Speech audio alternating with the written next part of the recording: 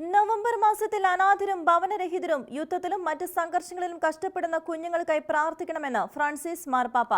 Pops world wide prayer നെറ്റ്വർക്കാണ് November മാസത്തിലെ പാപ്പയുടെ പ്രാർത്ഥനാ നിയോഗം പുറത്തുവിട്ടിരിക്കുന്നത്. ഉപേക്ഷിക്കപ്പെട്ടവരും അടിമത്തത്തോട് സമാനമായ അന്തരീക്ഷത്തിൽ ജീവിതം തള്ളിനീക്കുകയും ചെയ്യുന്ന ദശലക്ഷക്കണക്കിന് കുഞ്ഞുങ്ങൾ ലോകത്തിന്റെ വിവിധ ഭാഗങ്ങളിൽ കഴിയുന്നതായി ഫ്രാൻസിസ് പാപ്പ വിശ്വാസികളെ ഓർമ്മപ്പെടുത്തി.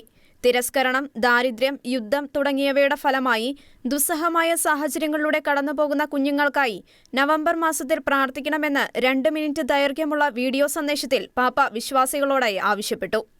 ഉപേക്ഷിക്കപ്പെട്ട ഓരോ കുട്ടിയും നമ്മുടെ തെറ്റാണെന്ന് പാപ്പ ചൂണ്ടിക്കാട്ടി. ഈ കുഞ്ഞുങ്ങൾ സംഖ്യകളല്ല, മറിച്ച് പേരും വ്യക്തിത്വവുമുള്ള മനുഷ്യരാണെന്ന് പാപ്പ എടുത്തു പറഞ്ഞു.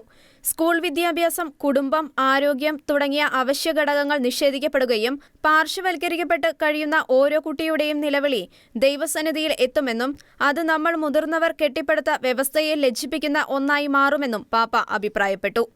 ഓരോ കുട്ടിക്കും അടിസ്ഥാന സേവനങ്ങളും കുടുംബത്തിന്റെ സ്നേഹവും കരുതലും അനുഭവിക്കാൻ അവകാശമുണ്ടെന്നും പാപ്പ വ്യക്തമാക്കി. ഇനിയും അവരെ അനാഥരും ഉപേക്ഷിക്കപ്പെട്ടവരുമായി കഴിയാൻ അനുവദിക്കരുതെന്നും വിദ്യാഭ്യാസം തുടങ്ങിയ അടിസ്ഥാന അവകാശങ്ങൾ സ്വായത്തമാക്കാൻ അവരെ സഹായിക്കണമെന്നും പാപ്പ ആവശ്യപ്പെട്ടു. യുണിസെഫിന്റെ കണക്കുകൾ അനുസരിച്ച് 1 ദശലക്ഷം കുഞ്ഞുങ്ങൾ അടിസ്ഥാന അവകാശങ്ങളായ വിദ്യാഭ്യാസം, പാർപ്പിടം, ഭക്ഷണം, വെള്ളം തുടങ്ങിയവയുടെ അഭാവത്തിൽ കടുത്ത ദാരിദ്ര്യം അനുഭവിക്കുന്നതായും 153 ദശലക്ഷം കുട്ടികൾ അനാഥരാണെന്നുമുള്ള വസ്തുത പാപ്പ എടുത്തു പറഞ്ഞു.